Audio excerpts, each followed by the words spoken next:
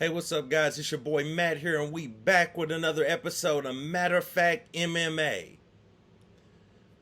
Well, that was a card. Over the weekend, we had a very interesting UFC card that went down. In the main event, Mackenzie Dern defeats Angela Hill via 5-round decision. And I mean, bro, now in my last video, I picked Angela Hill to win this. I don't even know what happened. I'm gonna be honest with y'all. I have no idea what happened. I'm a huge Angela Hill fan. Always liked her. I feel like she got robbed in quite a few decisions in the past. I have no idea what happened.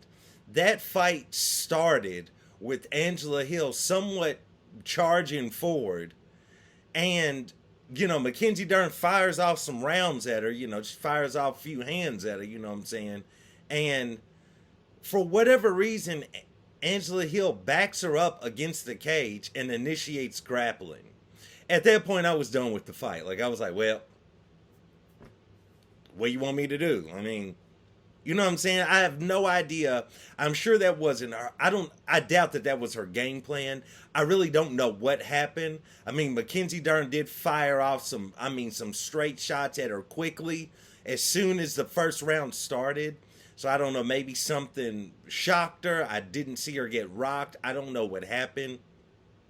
But from that point forward, Angela Hill just wasn't on her game. Like, she wasn't moving. She had no lateral movement. She wasn't doing anything.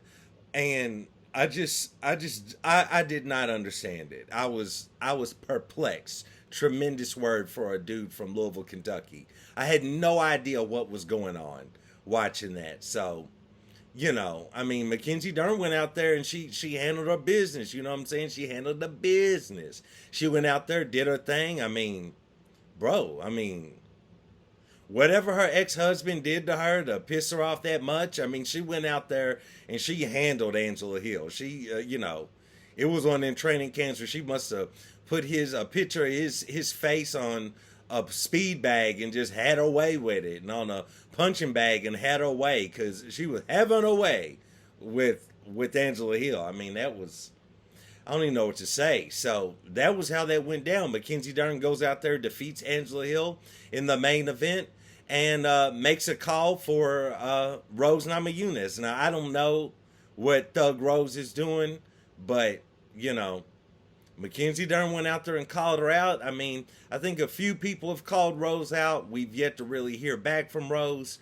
Who really knows what's going to happen with Rose? She's obviously a fighter that is not fueled or, centered around money or fame, so she's not worried about that. She's already been a 2-time champion. She's definitely, in the top 5 women of all time, so, or at least top 6, top 7.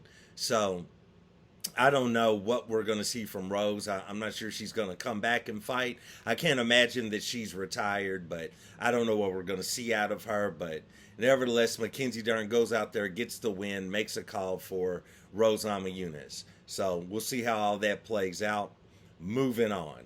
How about Diego Ferreira, if I'm saying his name correctly? Or maybe it's Diego Ferreira. I apologize if I'm mistaking his name. Whatever. Diego goes out there and sends my dude that I thought was going to win this, goes out there and sends my boy Michael Johnson, sent him to the upside down. You know what I'm saying? Stranger Things fans know. Sent the man to the upside down. Sent him to that shadow realm. Sent him to the land of wind and ghosts. He sent Michael Johnson panhandling for some air. You know what I'm saying? It was like, 11 couldn't even save this dude. I don't know what happened, but it went down. Diego went out there. Honestly, Michael Johnson was looking good. He was looking sharp. His jab was on point. He was looking faster than Diego, but nevertheless, Diego caught him with that hand. And your boy, is Michael Johnson awake now? No disrespect to the man, because I don't want no trouble. But bro, it was rough. He sent the boy testifying. The homie was testifying in the middle of the octagon, and he wasn't praising the Lord. You know what I'm saying? So I don't know what went on there, but Diego goes out there, gets the highlight knockout, highlight finish. That's what it was, you know. Ain't nothing more I can say. Michael Johnson was looking sharp, and a lot of the times in most Michael Johnson fights, anybody that's been watching Michael Johnson for years fight, you know, Michael Johnson is completely, totally winning a fight until he's not. And in this case, he was winning the fight until he was not, and he was left testifying on the ground. So that's what happened.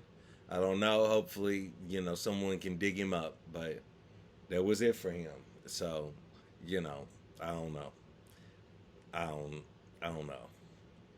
All right. So there wasn't a ton of tremendous highlights from that card. I mean, it was definitely a good card, but it wasn't a lot of, I mean, it is what it is. It was a good fight card though. Good fight card, but it wasn't a lot of huge names. But that was just two things I just kind of wanted to touch on real quick. And then, I mean, let's get into a couple other things that kind of went down in the post-fight press conference. First off, let's talk about Dana White and Big Francis. Big Frank the Tank, Francis Ngannou. So Dana White, had a few comments when he was asked, how he felt about Francis Ngannou and, signing with the PFL and everything. And this is one thing that I think a lot of people are missing, okay? Big Francis Ngannou fans, which I am a Francis Ngannou fan. But I'm not sure what people want Dana White or someone affiliated with the UFC to say, other than what they're saying. I mean, they're not going to come out and praise what Francis did. It's just not, I mean, it's a business. I don't understand why y'all don't understand it's a business. He's not going to come out and praise Francis for what he did. Like, stop asking a fight promoter, of all people, a fight promoter. Stop asking a fight promoter to be honest and wholesome and, oh, goodness me, I'm so happy for Francis. Stop, bro. He's a fight promoter. He's Dana M.F. White. You know what I'm saying? Like, what do y'all want from the man, bro? Like, he's not going to come out there and praise fighters that have left his organization, whether on bad terms, good terms, if they friends, they not friends. Like, what do y'all want from the man? Do you understand fight promotion? Do you understand that? Like, bro, he's not going to praise what the man did.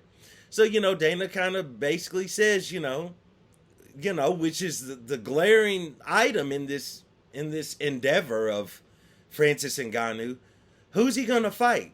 I know they attached a $2 million price tag to his opponent, but again, how many, top shelf heavyweights are out there that aren't under contract with the UFC that are going to slide in and fight Francis for that $2 million price tag?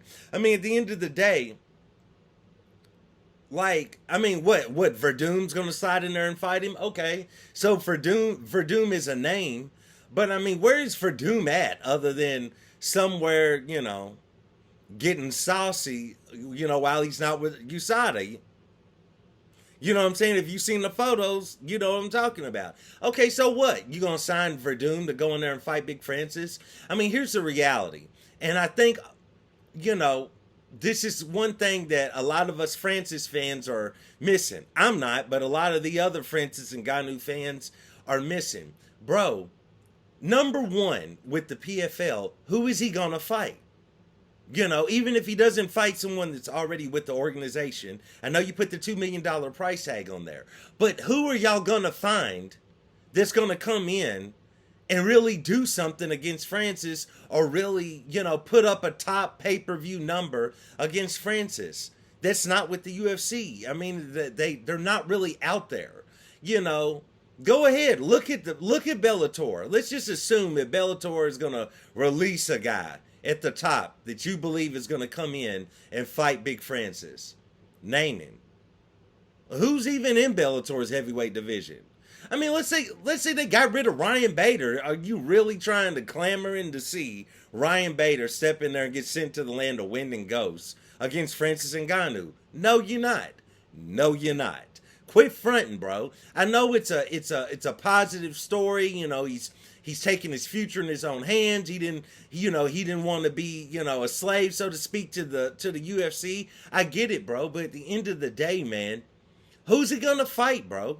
Who's he gonna fight? And that's what a lot of people are saying, and they're getting ridiculed for saying that. But bro, at the end of the day, who's he gonna fight? $2 million on the price tag or not? Who are they gonna find to come in and fight him that you really believe? The other thing people are speaking on is, I mean, you're gonna make this homie's gonna wait all the way to 2024 before he fights in MMA. Okay, so what? He's going for a boxing match. More power to him. Glad that he is. I hope he gets the largest boxing match ever. But at the end of the day, we're talking about mixed martial arts. He's going to wait. He's going to set out all the way to 2024.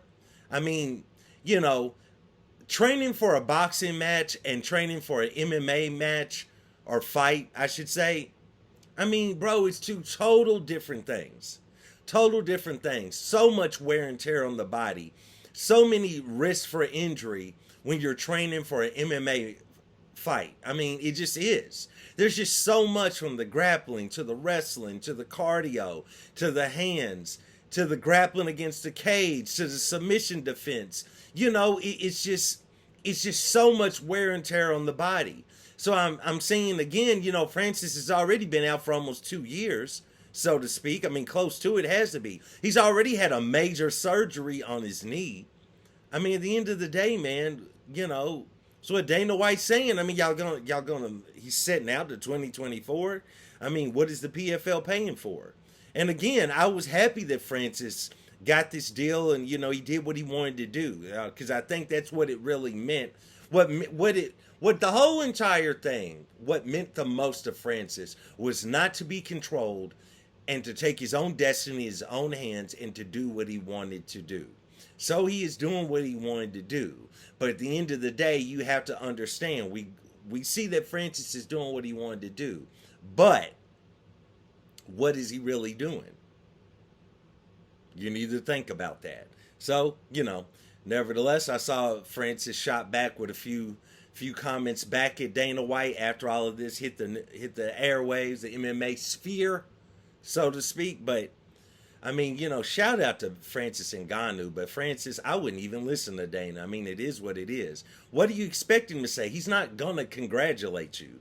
You left his company, okay? Like, he's a fight promoter. You know, pay attention to fight promotion, folks, people, whoever's out there watching this video. Matter of fact, MMA fans, pay attention, bro. A fight promoter is not going to, you know, big up someone that left his company. It's just not going to happen. So I'm not sure what people wanted out of that, but you know, that's what happened. Nevertheless, shout out to Francis Ngannou. I hope he just, you know, hit the mute button on Dana White and anybody supporting Dana White and do your thing. But let's not sweep Dana White's comments under the rug like they're invalid, because, I mean, they're not. He's stating facts. Just two major facts. Number one, who is Francis Ngannou going to fight over in the PFL that's going to, you know, make waves? It's going to make some news, make some headlines. Number two, I mean, how long is this man going to sit out after a major knee surgery? And, you know, I mean, we're waiting to see him coming back. He needs those reps in the smart cage, you know. It's a smart cage, so he needs to get his smart self in there and get to some smart fights, because, I mean, bro, you can't keep sitting out. You know, you're getting a little bit older, and it is what it is, bro. So that's, you know, that's what it is. Nevertheless, outside of that, Aljamain Sterling gets called out by Dana White. Aljamain is, you know, Dana White saying, I don't know why Aljo's acting like he's not fighting in Boston on August 19th. I don't know what he's doing, but he's fighting August 19th in Boston against Sean O'Malley. He's defending his bantamweight title. And this is what I've said before. I've mentioned in one of my videos that I think Aljamain Sterling is not the most intelligent person. I don't know what's wrong with him. You know, he seems like a good, young, intelligent brother, but I don't know what his problem is. But, you know, he's out here acting like he's not going to fight, and he's not ready, and this and that, and he's not, you know, him and the UFC need to get on the same page. And Dana White is still, once again, fight promoter.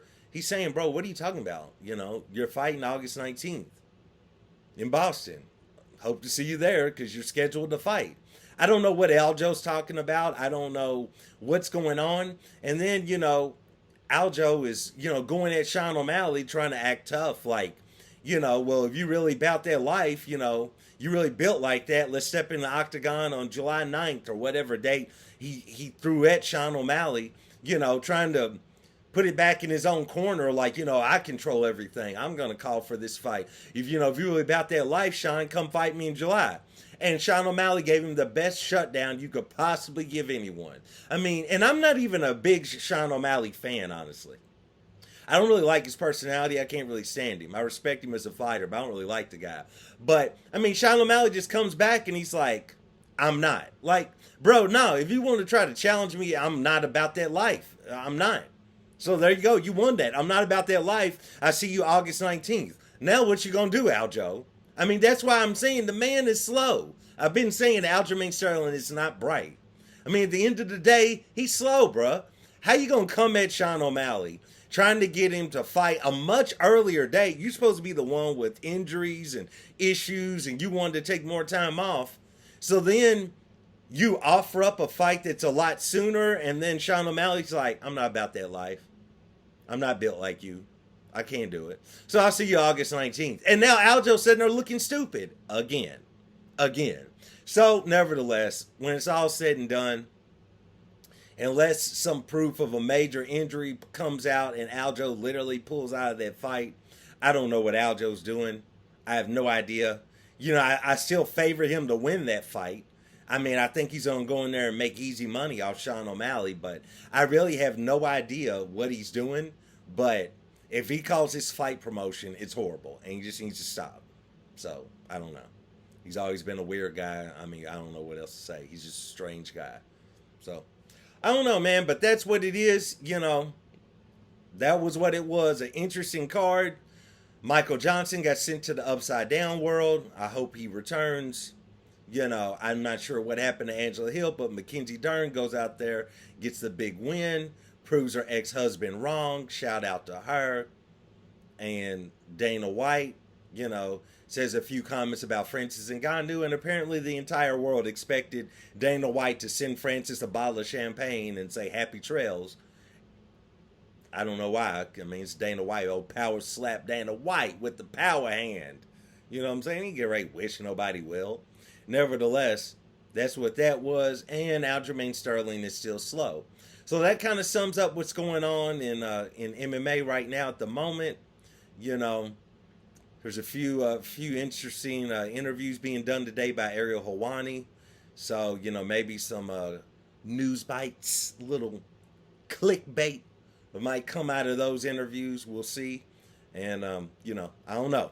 But nevertheless, I appreciate you guys joining me for another episode of Matter of Fact MMA. And I will catch you next time. Please like, subscribe, comment. Let me know. Give me the feedback. Do you like what I'm saying? Do you dislike what I'm saying? That's the point of this channel. If you dislike what I'm saying, let it be known. But if you agree with me, thank you. I appreciate you agreeing with me. But nevertheless, thanks, guys. If you just even watched the video, that means the world to me. Thanks, guys, for checking this out. Thank you for joining me for another episode of Matter of Fact MMA, and I'll catch you next time. Peace.